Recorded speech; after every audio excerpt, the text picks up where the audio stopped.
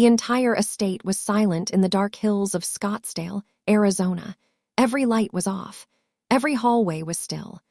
The kind of silence that only existed in houses too big for the people who lived in them. Min-jun Kang could not sleep. He had not slept properly in 4 nights. A deal with a rival family in San Francisco had gone sideways earlier that week, and the details kept circling through his mind like vultures. Numbers, names, leverage points, countermoves. His brain would not shut off no matter how many times he turned over in his bed and stared at the ceiling. So he did what he always did when the insomnia hit. He got up, pulled on a plain black t-shirt, and walked barefoot through the marble corridors of his mansion toward the kitchen. A glass of water. Maybe that would settle him. But he stopped halfway down the east wing staircase. He heard something. It was faint at first. So faint it could have been the wind pushing against the estate windows or the house settling in the cool desert night. But Min-jun had survived in his world by trusting his instincts and his ears. He had learned a long time ago that the sounds most people ignored were usually the ones that mattered most. He stood completely still on the staircase and listened harder. It was crying. Someone in his house was crying at midnight. Not soft sniffling. Not the quiet kind that a person could swallow back down. This was the kind of crying a person only did when they believed with absolute certainty that no one in the world could hear them. Deep, broken, body-shaking sobs that came from somewhere near the back of the first floor. Min-jun followed the sound. He moved silently through the dark corridor past the formal dining room, past the library, past the second kitchen, until he reached the small utility room near the staff quarters. The door was slightly open. A sliver of pale light leaked out from inside. He pushed the door open. And there, sitting on the cold tile floor with her knees pulled tight to her chest, still wearing her gray maid's uniform even though her shift had ended hours ago, was Laura. Laura Whitfield, 26 years old, his live-in housekeeper for the past 5 months. The woman who ironed his shirts with military precision, who kept every surface in this 12,000-square-foot estate spotless, who moved through his home like a ghost because she had learned quickly that Min-jun valued silence above almost everything else.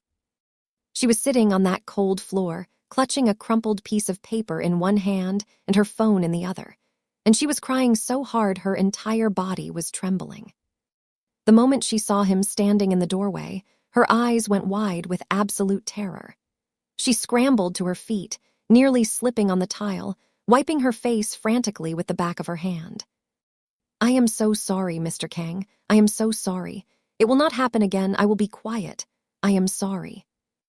The apologies tumbled out of her like she had rehearsed them for exactly this moment.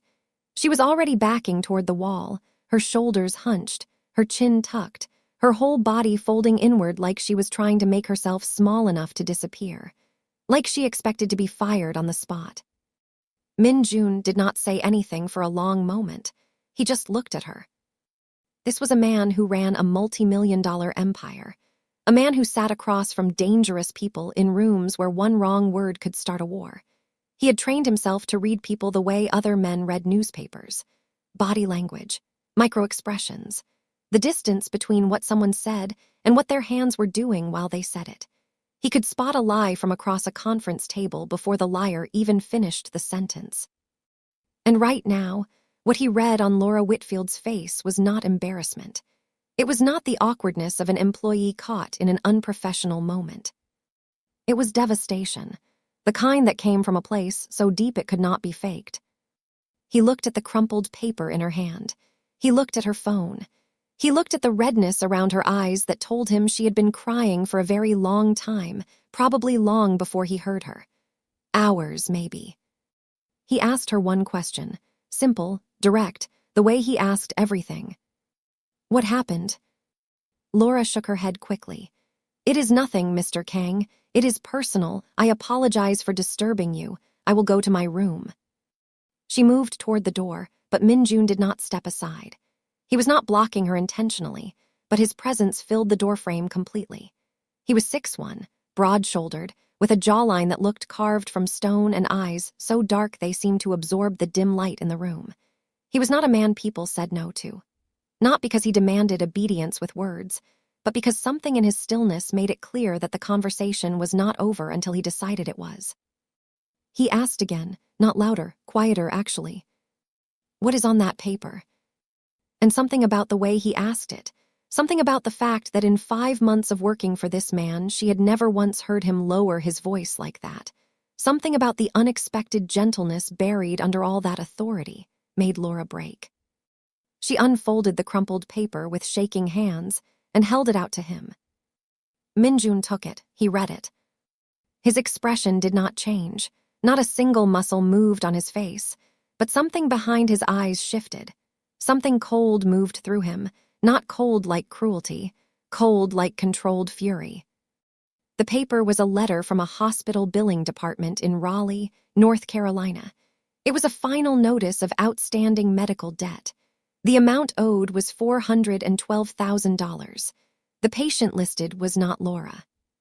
The patient was a 7-year-old girl named Zoe Whitfield, Laura's daughter.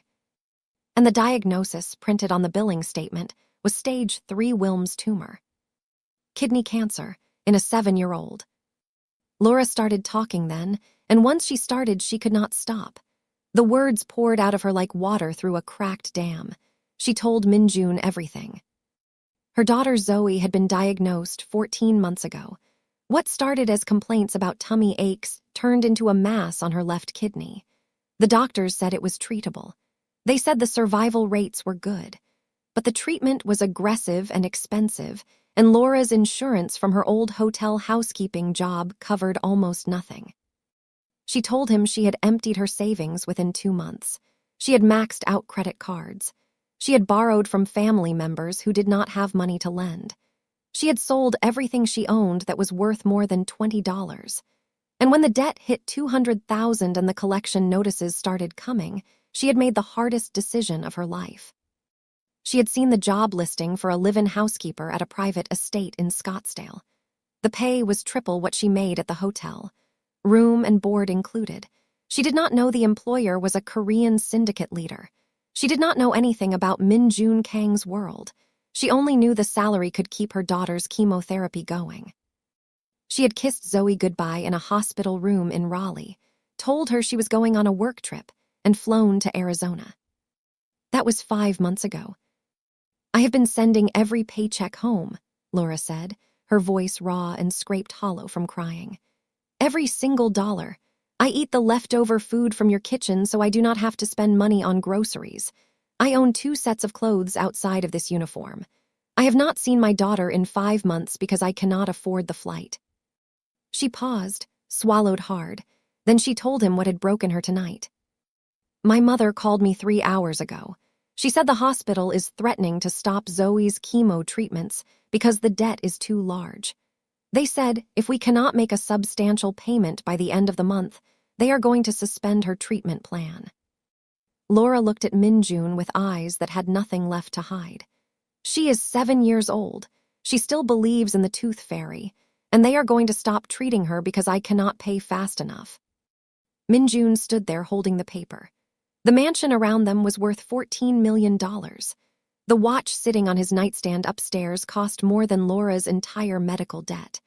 And this woman had been walking past his wealth every single day for 5 months, cleaning it, polishing it, organizing it, while her child lay in a hospital bed 2,000 miles away and the bills were swallowing her whole. He folded the paper neatly. He handed it back to her.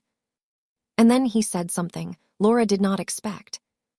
"Go to bed. We will talk in the morning." Then he turned and walked out.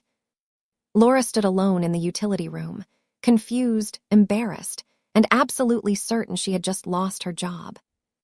"Now let me ask you something real. If you were Minjun, a man with more money than he could spend in 3 lifetimes, and you just found out the woman cleaning your house has been silently drowning so her little girl can survive, what would you do? I want to see your response in the comment, and do well to like this video and subscribe to the channel if you haven't done so. Now let's continue. Laura barely slept that night. She was up before dawn, earlier than usual, because she was certain that today was her last day in this house. She showered in the tiny staff bathroom, put on her pressed uniform, and began her routine as if nothing had happened. She told herself that if she just worked perfectly today, if she made everything flawless, maybe he would let her finish out the week. She needed every last day of pay. She cleaned the primary suite sitting room. She set up Minjun's breakfast the way he liked it. Black coffee, no sugar, a bowl of fresh fruit, and a single hard-boiled egg. She arranged his morning newspapers. She checked that the thermostat was set to exactly 69 degrees because that was what he preferred. She had memorized every single one of his habits over 5 months, not because anyone told her to, but because she understood that keeping this job meant keeping her daughter alive. Minjun came downstairs at 7:15. He was dressed in a fitted dark navy suit. He sat down at the long dining table and ate in silence while Laura stood near the kitchen entrance, waiting to clear plates. This was their routine. Every morning for 5 months, this was what they did. They had never had a real conversation. He gave instructions. She followed them. That was the arrangement. But today, after he finished eating, he did not stand up and leave for the office. He set down his coffee cup and looked directly at her. "Sit down." Laura hesitated. In 5 months, she had never once sat at this table. She did not even sit in the main rooms when he was out of the house. She began to say she was fine standing. Minjun repeated himself, "Sit down, Laura." It was the first time he had ever called her by her first name. She sat across from him, her hands clasped tight in her lap, her back perfectly straight, every muscle in her body bracing for the words, "You are terminated." That was not what he said. He told her he had made 3 phone calls that morning. The first was to his personal attorney. The second was to a medical concierge firm based in Manhattan. The third was to Duke University Hospital in Durham, North Carolina, which had one of the top pediatric oncology programs in the entire country. Laura stared at him. She did not understand what he was telling her. Minjun explained, and he explained it the same way he explained everything, flat, precise, without decoration. He was going to pay off the $412,000 medical debt in full. Today, he was going to have Zoe transferred from the hospital in Raleigh to Duke, which was less than 30 minutes away, where she would be treated by one of the best pediatric cancer specialists in the United States. And he was going to cover all future treatment costs until Zoe was cancer-free. Laura's mouth opened, but nothing came out. He was not finished. He told her she would fly to North Carolina that weekend to see her daughter. His private plane would take her. She would have 5 days. When she returned, her position at the estate would be exactly the same. Nothing about her job would change. Laura started shaking. She did not cry this time. She was too stunned to cry. The words he was saying did not make sense. They were arranged in an order her brain refused to process because things like this did not happen to people like her. People like her did not get rescued. People like her just kept drowning until they went under. "Why?" she whispered. "Why would you do this? I am nobody to you. I am your maid." Minjun looked at her for a long moment. Then he said something that was not sentimental, not warm, not poetic. He said it in the same measured tone he used to discuss business. No child should lose their life because of a billing department. He stood up, buttoned his suit jacket, and walked out of the dining room. Laura sat at that table alone for a very long time. And for the first time in 14 months, the tears that fell down her cheeks were not from despair. To understand why Laura Whitfield was the kind of woman who would move 2,000 miles from her sick daughter and sleep in a staff room the size of a closet, you had to understand where she came from. She grew up in Greensboro, North Carolina, working-class neighborhood. Small house with a yard her mother kept neat even when they could barely afford the water bill. Her father left when Laura was 11. Just walked out one Saturday morning and never came back. No note, no explanation. Her mother, Denise, never spoke about him again. She just picked up extra shifts at the assisted living facility where she worked as a nursing assistant and kept going. Denise raised Laura and her younger brother, Wesley, on a salary that should not have been enough for one person, let alone 3. But Denise was the kind of woman who could stretch $1 so thin you could see through it. She kept food on the table, clothes on their backs, and a roof over their heads through sheer force of will and a stubbornness that bordered on supernatural. Laura got pregnant at 19. The father was a man named Curtis Webb. He was charming and unreliable and full of promises that dissolved like sugar in rain. When Laura told him about the baby, Curtis said all the right things. He said he would be there. He said they would figure it out together. He said he loved her. He was gone within 3 months, moved to Atlanta, changed his phone number, vanished like smoke. Zoe was born healthy and perfect on a Tuesday afternoon in July. 7 pounds, 4 ounces, with enormous brown eyes and a set of lungs that could be heard 3 rooms away. Laura held her daughter and made a promise that she would give this child everything she never had: stability, safety, a parent who stayed. For 6 years, Laura kept that promise. She worked as a hotel housekeeper at a mid-range chain in Raleigh. The pay was modest but steady. Her mother helped with childcare. Zoe started school. She was bright and curious and obsessed with space. She wanted to be an astronaut. She told everyone who would listen, including the mailman, the grocery store clerk, and her kindergarten teacher, that she was going to be the first person to live on Mars. Then Zoe got sick. It started with stomach aches that Laura thought were growing pains. Then came the fatigue. Then came the day Zoe's teacher called Laura at work and said Zoe had thrown up twice and could barely stand. The pediatrician ran tests. The tests led to imaging. The imaging led to a specialist. And the specialist sat Laura down in a small beige office and said the words that rearranged every atom in her universe. Stage 3 Wilms tumor. Treatable, the doctors said. Survival rates were good, they said. But the treatment was aggressive. Chemotherapy, possible surgery, months of hospital stays, and the cost was staggering. Laura's hotel job had basic insurance, but the out-of-pocket costs devoured her savings within 2 months. The copays, the specialists, the medications, the scans, the hospital stays. Every bill was a punch to the chest. She took out loans. She maxed credit cards. She borrowed from an uncle who was already behind on his own mortgage. She sold her car and started taking the bus. When the debt passed $200,000 and the collection calls started coming 3 times a day, Laura made the decision that would lead her to Min Jun Kang's doorstep. She kissed Zoe goodbye in a hospital room. She told her daughter she was going on a work trip. Zoe asked if she could bring back a souvenir. Laura said she would bring back the best souvenir in the world. Zoe said she wanted a rock from the desert because deserts were almost like Mars. Laura smiled and promised. Then she walked out of the hospital room and cried in the parking lot for 45 minutes before she could drive. That was 5 months ago. And every single night since, after her duties at the estate were done, Laura called her mother on FaceTime, asked about Zoe, listened to her daughter talk about the drawings she made that day, told her she loved her more than all the stars, and then hung up and cried silently in her small staff room. Until last night, when the crying would not stay silent anymore. Laura flew to North Carolina on Min Jun's private plane that Friday. She had never been on a private plane before. She had never even been in first class. She sat in a leather seat that was wider than her bed at the estate and stared out the window and felt like she was dreaming someone else's life. A car was waiting for her at Raleigh-Durham International Airport. It drove her straight to Duke University Hospital. The transfer had already happened. Zoe had been moved from the Raleigh hospital 2 days earlier, and the difference was staggering. The room was brighter, bigger, warmer. There were murals of animals and forests painted on the walls. There was a child life specialist assigned specifically to Zoe. The medical team was world-class. Laura's mother, Denise, was sitting in a chair beside Zoe's bed. Denise was 57 now, with deep lines on her face and hands that showed decades of hard physical work.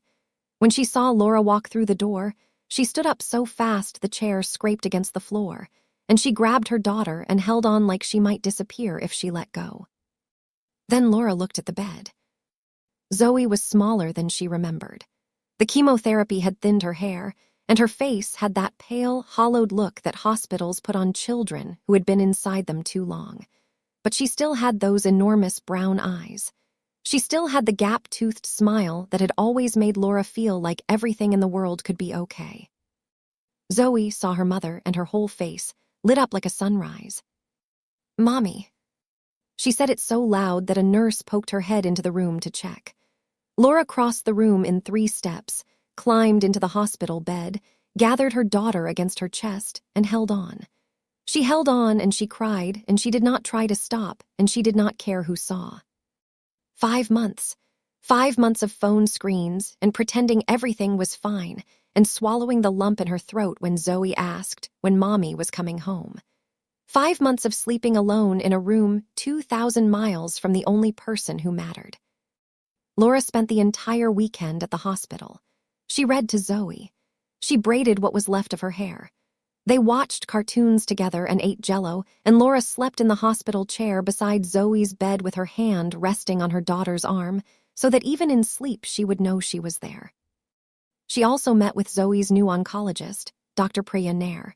Dr. Nair was calm and thorough and honest. She explained the treatment plan. The tumor was aggressive, but it was responding to chemotherapy. Zoe would need at least 6 more months of treatment, possibly surgery down the line, but Dr. Nair was cautiously optimistic. The fact that Zoe was now at a top-tier facility significantly improved her chances. Laura asked what the total projected cost would be through the end of treatment. Dr. Nair hesitated. Then she told her. With everything included, they were looking at potentially over $700,000. Laura felt the floor drop. Min-Jun had paid $400,000, but there was potentially $300,000 more to come. She could not ask him for that. She could not. He had already done more than any stranger had ever done for her. She would not become a burden. She would find a way. She always found a way. While Laura was in North Carolina, something unexpected happened at the Kang estate. Min-Jun noticed her absence. Not in a practical sense. He had arranged a temporary replacement through his head of household, a competent woman who performed every task adequately. The house was clean. The meals were prepared. The routine was maintained. But something was off. Something was missing in a way that Min-Jun could not quite name but felt constantly, like a low hum that had suddenly stopped. Laura had a way of anticipating what he needed before he needed it. She knew he preferred the curtains in his study drawn halfway at exactly 4 in the afternoon, when the sun hit the west side of the house. She knew he took his evening tea with exactly 1 ice cube, because he did not like it too hot. She knew to leave a glass of water on his nightstand at 9:30 every night, because he always forgot to hydrate before bed. These were small things, invisible things, the kind of details that only mattered when they were gone. On Saturday evening, Min-Jun found himself standing in the utility room where he had found Laura crying. He did not know why he walked in there. There was nothing to see. The room was empty and clean and smelled faintly of lemon cleaner. But he stood there for a moment, his hands in his pockets, and something turned over inside his chest that he did not have a name for. He left the room and told himself it meant nothing. Laura returned to the estate on Sunday night. She was quieter than before, but there was something different in her eyes. A softness, a warmth, like seeing her daughter alive and receiving real treatment from real doctors at a real hospital had given her something she had not had in over a year. Hope. She went to Min-Jun's study to let him know she had returned. He was sitting behind his desk, reviewing something on his laptop, the blue light from the screen cutting sharp angles across his face. He glanced up at her when she knocked on the open door. "I am back," Laura said. She stood in the doorway with her hands clasped in front of her, and she tried to find words big enough for what he had done. She could not find them, so she said the truest thing she could. "I do not have words that are big enough, so I am just going to say thank you, and I am going to mean it with everything I have." Min-Jun looked at her. For just a moment, something cracked in his stone-faced composure. A flicker, a hairline fracture in the wall he kept between himself and the world. Then he nodded. "Good, get some rest." Laura turned and left his study. But she did not see what happened after she left. She did not see Min-Jun lean back in his chair and close his eyes and sit in complete silence for a long time, pressing his thumb against his temple the way he always did when something was bothering him. Something was bothering him, and for the first time in as long as he could remember, it was not business. Meanwhile, Min-jun's right-hand man and oldest friend, Seung-ho Park, received a call from a contact in San Francisco. The Yun family, the rival syndicate that had been pressuring Min-jun for months, had been asking questions. Not about business, about Min-jun's household, about his staff, about who was close to him. Seung-ho hung up the phone and stared at the wall for a long time. This was not good. Something shifted between Min-jun and Laura over the weeks that followed. It did not happen in one dramatic moment. It happened slowly, almost invisibly, the way a crack spreads through glass. It started with small changes in routine. Min-jun began staying home more often in the evenings instead of going to his operations office downtown. He started eating dinner at the estate. When Laura served his meals, he began asking her to stay for a moment. He would ask about Zoe. How was the treatment going? What did the doctors say this week? Was she eating? Was she sleeping through the night? Laura was cautious at first. She answered politely and briefly. She was still his employee. She knew the boundaries. But Min-jun kept asking, and his questions were not surface-level small talk. He asked specific things: white blood cell counts, medication names, side effects. He tracked her daughter's medical progress with the same precision he used to manage his business operations. Laura realized that he was actually listening, not performing interest, not making polite conversation to fill silence. This man genuinely cared about whether a 7-year-old girl he had never met was getting better. One evening, Min-jun was in his study and Laura brought his tea. He was on the phone, speaking rapid Korean, and his voice had that hard edge she had learned to recognize as trouble. She set the tea down and turned to leave, but he held up one finger. Wait. He finished the call, set the phone down, and rubbed the bridge of his nose. He looked tired. For the first time since she had known him, Min-jun Kang looked genuinely exhausted. She asked if he was okay. The words left her mouth before she could stop them. She had never asked him a personal question before. She braced for the shutdown. He did not shut her down. He told her the situation with the rival family in San Francisco was escalating. He did not give details, but the fact that he said it at all told Laura something important. He needed to say it out loud to someone who was not calculating angles or measuring loyalty. Laura did something instinctive. She sat in the chair across from his desk, the same way he had told her to sit at the dining table weeks ago. She did not offer advice. She did not try to fix anything. She was just present. They sat in silence for 10 minutes. Then Min-jun looked at her and said, very quietly, "Thank you." It was the first time he had ever thanked her for anything. Over the following days, their conversations grew longer and more personal. Min-jun learned that Laura used to paint before Zoe got sick. Watercolors, mostly. She had given it up because art supplies cost money and every dollar had to go to treatment. Laura learned that Min-jun had lost his mother when he was 15. Stomach cancer. She had been sick for 2 years, and during those 2 years, Min-jun's father, a cold and powerful man, refused to let anyone in the family show weakness. Grief was weakness. Tears were weakness. When Min-jun's mother died, his father made him stand at her funeral without shedding a single tear while he watched like it was a test. Min-jun passed the test. He did not cry. He locked his grief in a vault inside his chest, and he never opened it again. When Laura heard this, something clicked into place. His reaction to Zoe's situation. His immediate, almost mechanical decision to pay the medical bills. It was not charity. It was personal. He had watched his own mother die of cancer and could do nothing because his father would not allow it. Now he was a man with unlimited resources, and a child was sick, and he refused to stand by and do nothing. Not again. This realization changed how Laura saw him completely. He was not a cold, detached employer. He was a man who had been forbidden to grieve at 15 years old and had spent every year since then building walls so high that no one could see the boy still standing behind them. One night, Laura was in the staff kitchen on FaceTime with Zoe. It was a good day. Zoe was laughing and holding up a drawing she had made, a purple spaceship flying past Saturn. Min-jun walked through the kitchen and stopped when he heard the small, bright voice coming from Laura's phone. Laura instinctively angled the screen away, but Zoe had already spotted movement. "Mommy, who is that?" Laura hesitated. Min-jun looked at her. Then he did something that stunned her completely. He stepped into the frame. He looked at the phone. Zoe stared at him with wide, curious eyes. "Hello," Min-jun said. Zoe tilted her head. "Are you Mommy's friend?" A beat of silence. Then Min-jun said, "Yes." Zoe grinned that gap-toothed grin.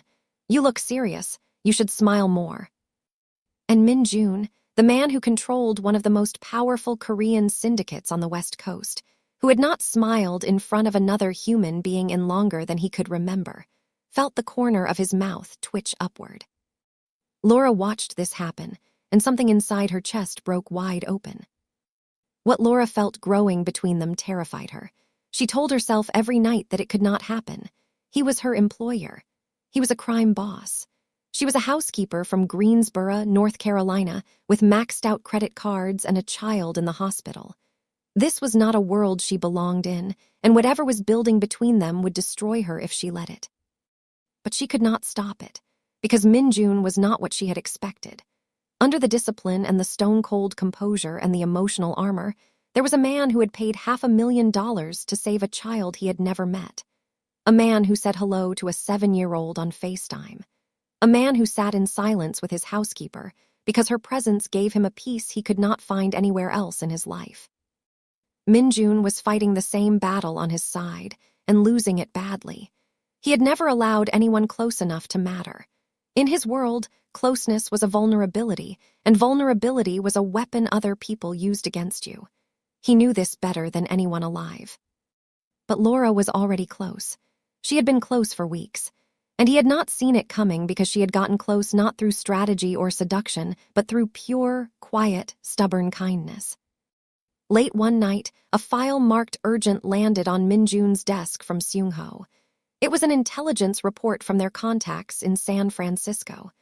The Yun family had identified Laura. They knew her name. They knew she worked in Min-jun's household. And they knew about Zoe. Min-jun read the report. His jaw tightened. His hand gripped the edge of his desk so hard the wood creaked under his fingers. Someone had been feeding the Yun's information from inside his organization. There was a traitor in his circle, and they had put Laura and her daughter directly in the crosshairs. Min-jun moved fast. By 6 the next morning, he had assembled his inner circle at his private office in downtown Scottsdale. 5 people in the room.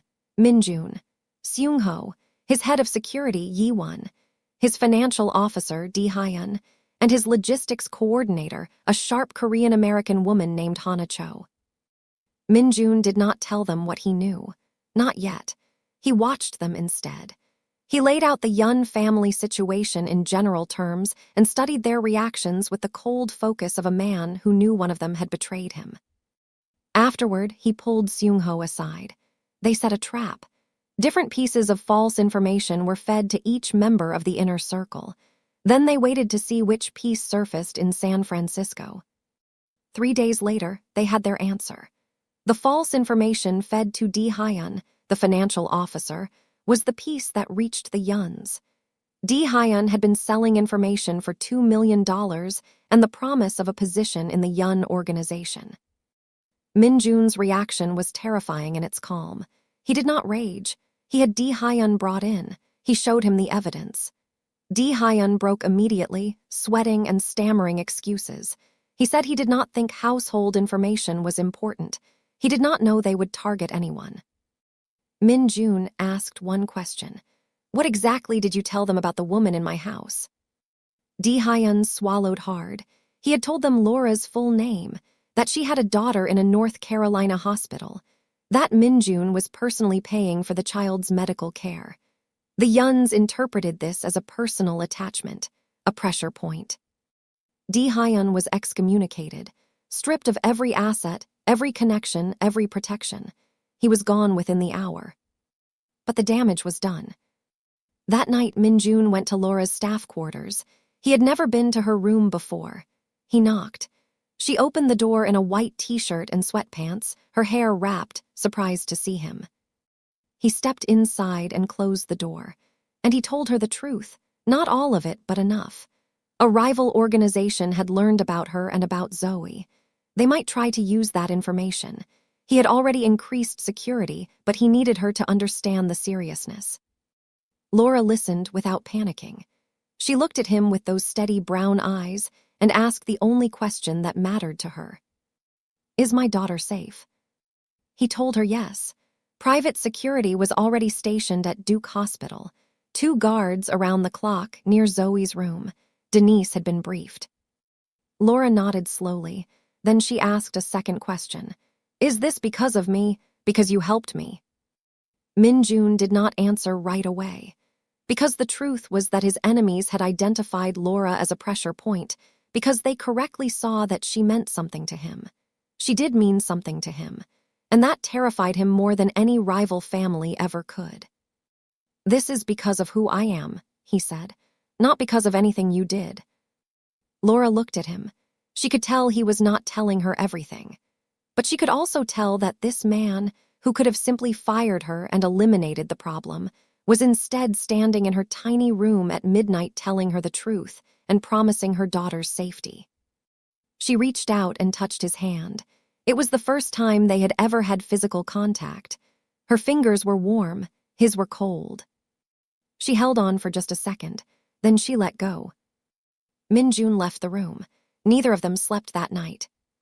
The Yun family made their next move through a polished intermediary named Philip Yun, the old patriarch's grandson. He requested a meeting with Min-jun at a private restaurant in Beverly Hills. Neutral ground. The meeting was tense but civilized. Philip was Ivy League educated, casually dangerous, and his proposal was straightforward. The Yuns wanted Min-jun to cede his Southern California operations, specifically his legitimate real estate and hospitality holdings in Beverly Hills and Newport Beach. In exchange, they would leave his Arizona and Nevada operations alone. Min-jun declined. Philip smiled. Then, very casually, he mentioned he had heard Min-jun had been generous lately. Something about a hospital in North Carolina. The message was unmistakable. "We know about her. We know about the child. We can reach them." Min-jun did not react. He finished his water, stood, and buttoned his jacket. He told Philip to give his grandfather a message. If anyone connected to the Yun family went near Laura Whitfield or her daughter, it would not be a business dispute anymore. It would be something else entirely. He walked out. Back in Scottsdale, despite the danger swirling around them, Min-jun and Laura continued to grow closer. The threat had torn down the last wall of employer-employee formality between them. They spent evenings in his study. Sometimes they talked. Sometimes they sat in companionable silence. The quiet between them had become its own language. One evening, Min-jun asked Laura what Zoe wanted to be when she grew up. Laura smiled. She changes her answer every week. Last week it was a veterinarian. This week it is an astronaut again. She paused. She told me once that she wants to go to space because maybe in space the medicine would not taste so bad. Min-jun looked at her. Something in his face shifted. She sounds brave. She gets it from her grandmother, Laura said. I think she gets it from you. It was the most personal, emotionally honest thing he had ever said to her. Laura's eyes burned. She looked away. When she looked back, he was already focused on his laptop, as if the moment had not happened. But his hand on the desk was not quite steady. Then 2 things happened almost simultaneously that threw everything into chaos. First, Laura's phone rang with a number she did not recognize. She answered. It was Curtis Webb, Zoe's biological father, the man who had vanished 7 years ago. He said he had heard Zoe was sick. He said he wanted to see her. He said he had changed. And when Laura told him to lose her number, he said he would file for visitation in family court. Second, Laura's mother Denise called from Duke Hospital, her voice shaking. A stranger had come to the hospital, a well-dressed Korean man. He had asked the front desk for Zoe Whitfield's room number. The security team intercepted him before he reached the pediatric floor. But as he was being escorted out, the man had looked up at the hallway window where Denise was standing. And he smiled. Laura's blood went cold. She ran through the estate to find Min-jun. Everything accelerated after that night. Min-jun made a decision that surprised everyone, including himself. He told Laura to bring Zoe and Denise to Arizona, all of them under one roof. Zoe would be transferred to Phoenix Children's Hospital. They would live at the estate, the most secure location he controlled. Laura protested. It was too much. She was already drowning in what she owed him. Min-jun stopped her. "I am not doing this for you, Laura. I am doing this because I cannot lose anyone else to something I could have prevented." Laura heard the word else and understood exactly what he meant. His mother, the woman who died of cancer when he was 15 while his father stood by and called grief weakness. 3 days later, Zoe and Denise arrived in Scottsdale via private medical transport. Denise stood in the middle of her guest suite at the Kang estate, a room larger than the apartment she had lived in for 30 years, and said nothing for a very long time. That night, she pulled Laura aside. "What does this man want from you?" "Nothing, Mama. He has not asked for anything." Denise looked unconvinced. Men like that always want something. Laura did not respond because she did not know how to explain what was happening between her and Min-jun. She barely understood it herself. 2 days later, Min-jun met Zoe in person for the first time. She was sitting up in her hospital bed at Phoenix Children's, coloring. She had a pink bandana on her head and a hospital bracelet on her tiny wrist. She looked up at Min-jun with those enormous brown eyes and recognized him immediately. "You are Mommy's friend, the serious one." Min-jun stood at the foot of her bed. This was a man who had stared down the most dangerous people in the syndicate world without flinching.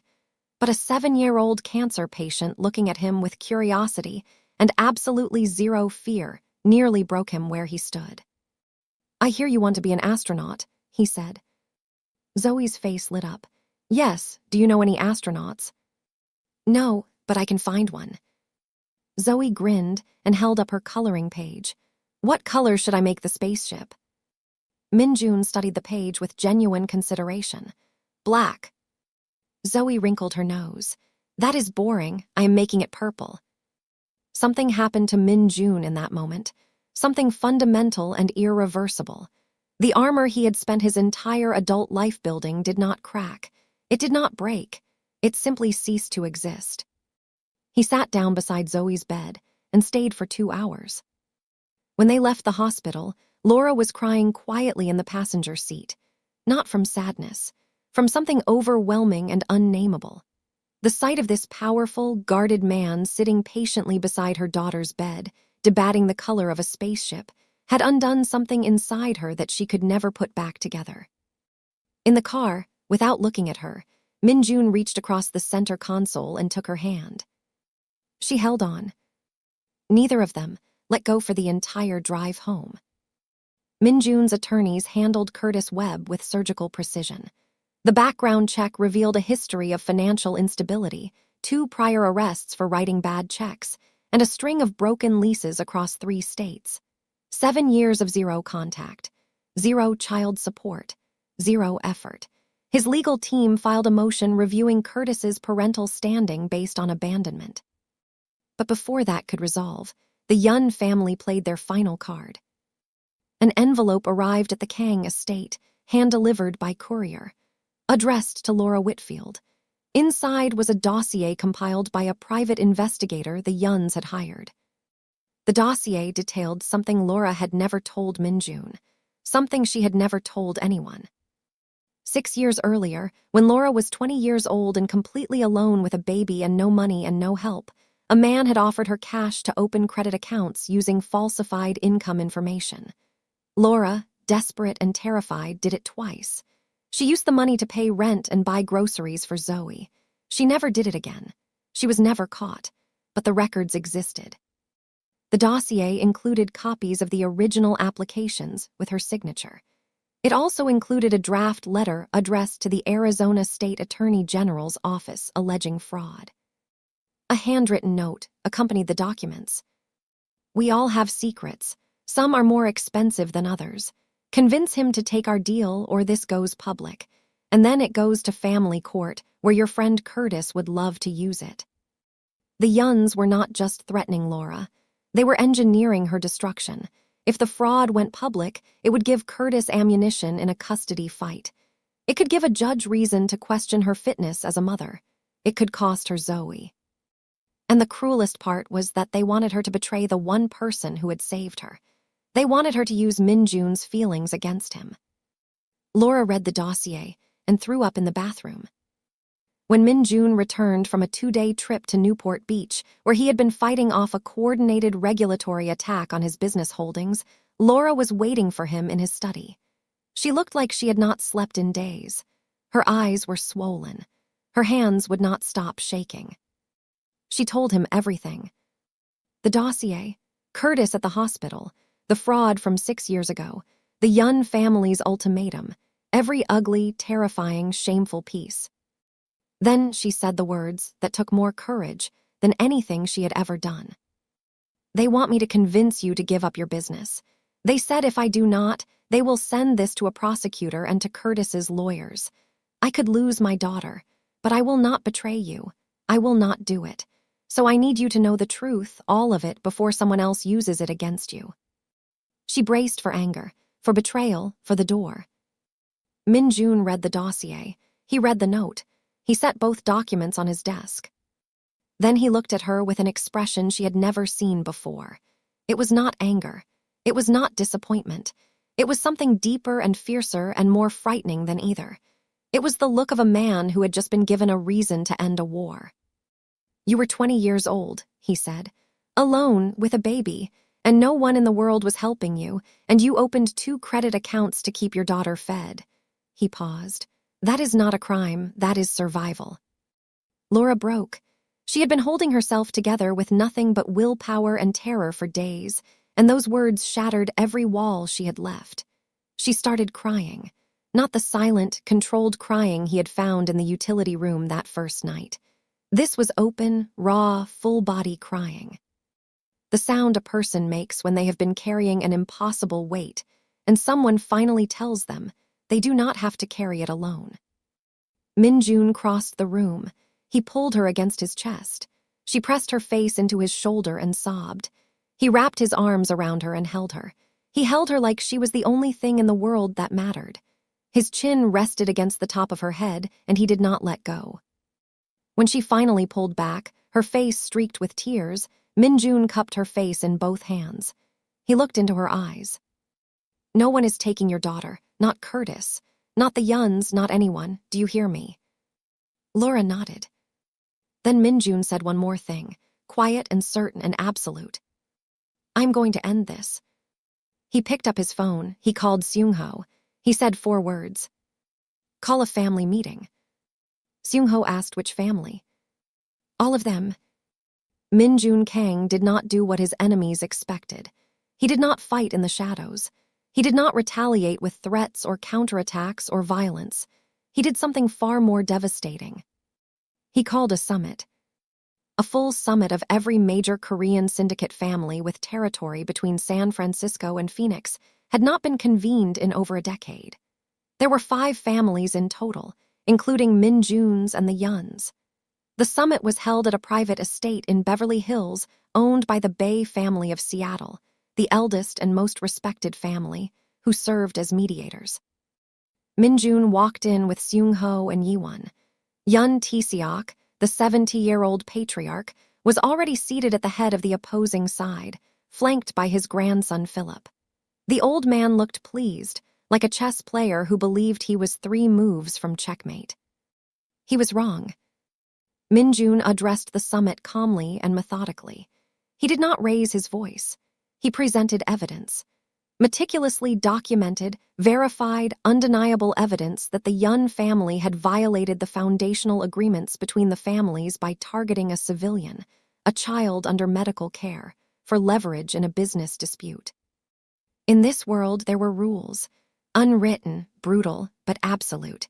And the most fundamental rule, the one that had kept the families from all-out war for 3 decades, was simple. Civilians, especially children, were never used as pawns. Min-jun laid out everything. The dossier, the private investigator, the man sent to smile at a grandmother through a hospital window, the blackmail letter, the attempt to weaponize a mother's desperate past against her. The room went silent. The heads of the other families looked at Yun Tseok.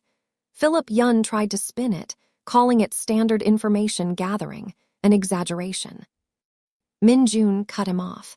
He looked directly at Philip and spoke in a voice that could have frozen the air between them. You sent a man to stand outside a 7-year-old cancer patient's hospital room and smile at her grandmother through the window. That is not due diligence. That is a declaration. Bae Sung-min, the 80-year-old Seattle patriarch who had seen everything there was to see in this world, spoke. The Yun family had overstepped. The other family heads agreed. Unanimous. The ruling was swift. Yun Tseok had to withdraw all operations from Arizona immediately. Cease all intelligence gathering on Min Jun's household. Pay reparations. The standing agreement would be amended to include explicit protections for household staff and their families. Yun Tseok agreed because he had no choice. He was humiliated in front of his peers, in front of his own grandson. The most powerful thing Min Jun could have done to him was exactly what he did. He did not destroy him with force. He destroyed him with the truth. Before leaving, Min Jun walked to the old man's seat. He leaned down so only Tseok could hear. If you ever go near them again, I will not call a summit. I will call something else entirely. He straightened his jacket and walked out. Curtis Webb folded just as completely. When Min Jun's legal team presented the full picture, the abandonment case, the background check, the expired statute of limitations on Laura's old credit applications that made the Yun's blackmail material legally worthless, Curtis's own attorneys told him he had no chance. He signed papers relinquishing any custody claim. He sent Laura one final text. I hope she gets better. And then he disappeared again, this time for good. Laura read the text and felt nothing. Not anger, not sadness, not relief. Just the quiet emptiness of a door finally closing on something that never really existed. The months that followed were the first peaceful ones Laura had known since Zoe's diagnosis. Zoe's treatment at Phoenix Children's Hospital progressed steadily. Her oncologist, Dr. Roland Jeffries, was brilliant and gentle, and Zoe adored him because he let her pick the color of her medical tape each visit. She always picked purple. Her scans improved. Her energy came back in small, precious increments. She started laughing more. She started demanding purple everything. Purple jello, purple blankets, purple markers. She made drawings of spaceships and taped them to the walls of her hospital room until it looked like a gallery exhibit curated by a 7-year-old astronaut. Min Jun visited every week. At first, Zoe called him Mommy's friend. Then she started calling him Mr. Serious. He pretended to be offended. She giggled every single time. One afternoon, while Min Jun sat beside her bed, helping her build a Lego set, Zoe looked up at him with those enormous brown eyes and said, very casually, "You should just come live with us all the time." Min Jun froze with a Lego brick in his hand. He looked at Zoe. Then he looked at Laura, who was standing in the doorway with her hand pressed over her mouth and tears streaming silently down her cheeks. He looked back at Zoe. "I will think about it." "That means yes," Zoe said confidently. She was not wrong. The relationship between Min Jun and Laura had evolved from unspoken gravity to quiet certainty. There was no dramatic confession scene, no grand romantic gesture. It happened the way real love happens between two people who have walked through fire together.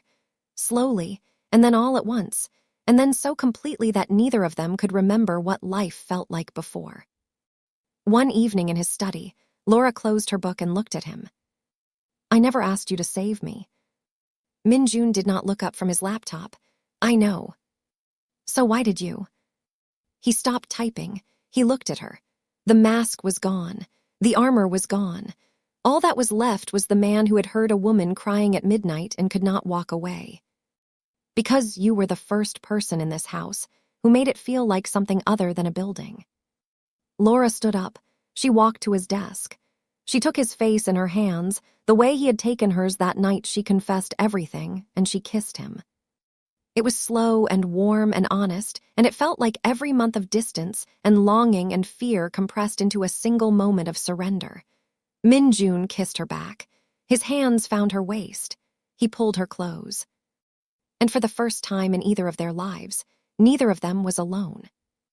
14 months after Min-jun, Kang found his maid crying on the floor of a utility room at midnight. Zoe Whitfield rang the bell.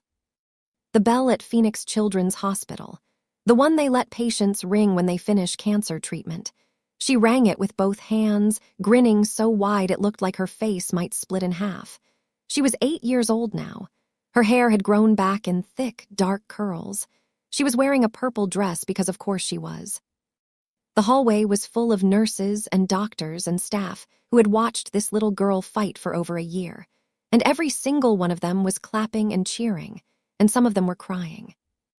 Laura stood beside her daughter, sobbing and laughing at the same time, her hand on Zoe's shoulder, unable to speak. Denise was there, dabbing her eyes with a handkerchief and saying, "Lord, Lord, Lord," over and over, the way she always did when something was too big for regular words. And Min-jun was in the back of the room. He was wearing a dark suit. His expression was controlled, as always, but his eyes were red. And when Zoe finished ringing the bell and sprinted down the hallway and threw her arms around his waist and screamed, "I did IT, Mr. Serious," he dropped to one knee and held this child like she was his own. Because she was. The adoption paperwork had gone through 3 months earlier. Min-jun had discussed it with Laura first, and with Denise, and even with Zoe herself, who had responded to the question with zero hesitation.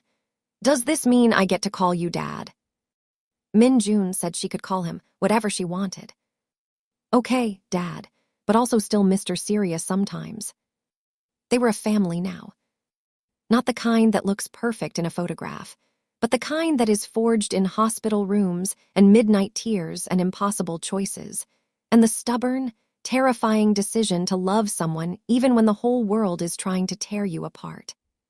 Laura and Min-jun were together.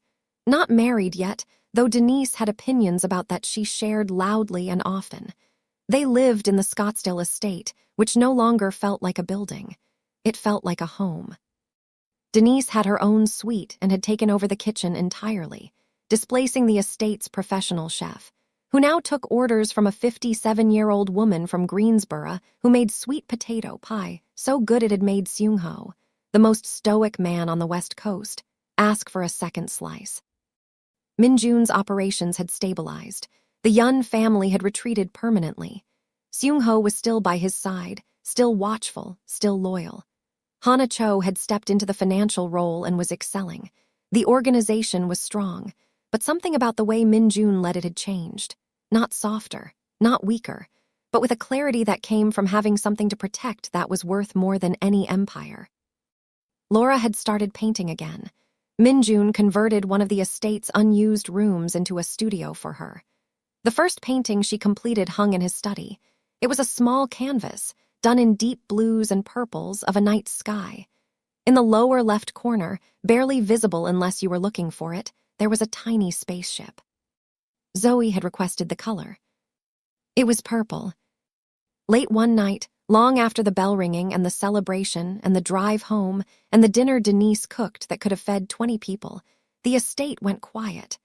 Zoe was asleep in her room down the hall, a room decorated entirely in purple and space-themed everything. Denise was asleep in her suite.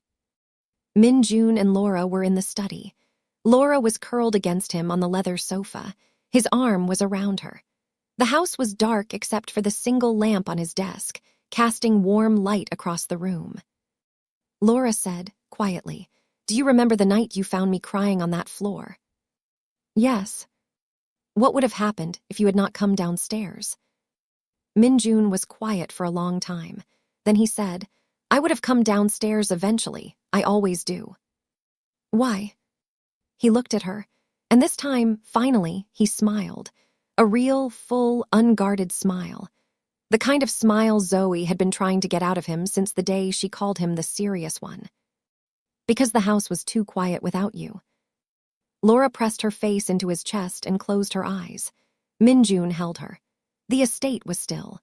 The Arizona desert stretched out beyond the windows, vast and dark and ancient, and the sky above it was enormous and black and filled with more stars than either of them could count.